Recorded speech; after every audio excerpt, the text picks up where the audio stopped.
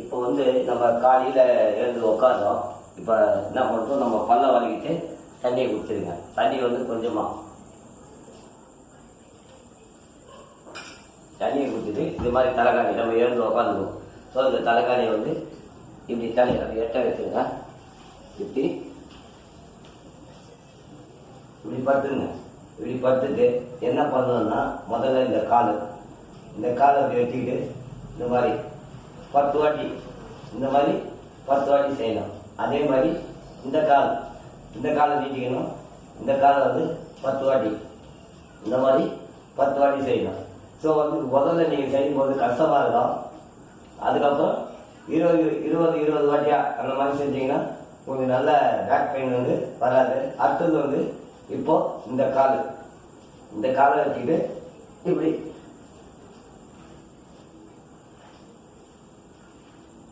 இந்த மாதிரி வந்து 10 நீங்கள் ஃபர்ஸ்ட்ல செய்யும் போது கஷ்டமா இருக்கும். 2-3 வாட்டி ட்ரை பண்ணுங்க. அப்புறம் 5 வாட்டி, அப்புறம் 10 வாட்டி, ஒரு நார்மல் ஒரு 15 வாட்டி பண்ற மாதிரி பண்ணிக்கங்க. அதே மாதிரி இந்த காலை மடக்கிங்க.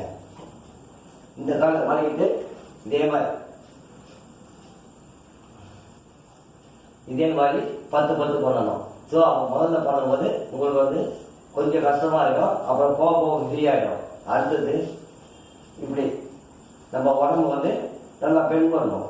இந்த பெண்ட் பண்ணும்போது இந்த தொடையில வந்து நல்லா இழுத்து பிடிக்கும். அப்போ ஃப்ரீனஸ் ஆகும். நமக்கு நல்லா பெண்ட் பண்ணுங்க. இந்த மாதிரி நல்லா பெண்ட் பண்ணீங்கன்னா ஈஸியாக வந்து உங்களுக்கு ஒரு அருமையான நல்லா உடம்பு வந்து ஒரு ஆரோக்கியமா இருக்கும். அடுத்தது இந்த மாதிரி வந்து 20 பண்ணணும். 15 பண்ணக்கூடாது, 20 பண்ணணும். அடுத்தது வந்து இந்த மாதிரி காலை நீட்டிங்க இந்த மாதிரி வச்சுங்க.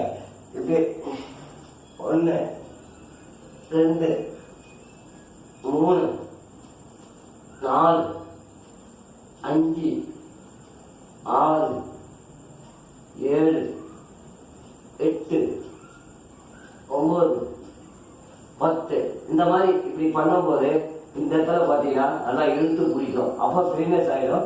இடுப்பும் நமக்கு ஃப்ரீனஸ் ஆகிடும். இப்படி வச்சுக்கணும். அடுத்தது இந்த கால் இதே மாதிரி வச்சுக்கிட்டு இப்படி பண்ணும்போது ஃப்ரீயாக இருக்கும். ஸோ உங்களுக்கு இதை பண்ண ஈஸியாகிடும். அப்போ நமக்கு வந்து பேக் பெயின் வராது. காலில் இருந்து வெயிட்லாம் ஈஸியாக தூக்கலாம். வெயிட் தூக்குறதுக்கு ஈஸியாக இருக்கும். ரொம்ப அருமையாகவும் இருக்கும். இந்த மாதிரி நம்ம 10 முதல்ல பண்ணிக்கோங்க. அடுத்தது இப்படி கையை இப்படி வச்சுக்கிட்டு இப்படி எழுதுறீங்க.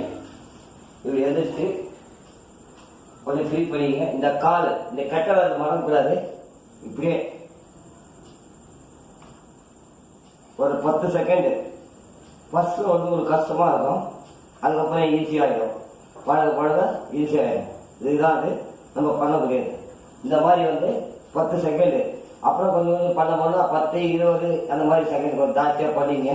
அடுத்தது காலை அப்படி வச்சுங்க. இப்படி வச்சுக்கிட்டு இப்படி பண்ணும்போது இங்கே நல்லா தெரியும் உங்களுக்கு. இந்த இடுப்பில் வந்து அந்த வலி போகிறதுக்கு வந்து நல்லா தெரியும். இந்த மாதிரி இப்படி பண்ணுங்க. இப்படி பண்ணிட்டு இது ஒரு 10 செகண்ட். அடுத்தது இப்படி பண்ணுங்க. இப்படி வச்சுக்கிட்டு அடுத்தது இப்படி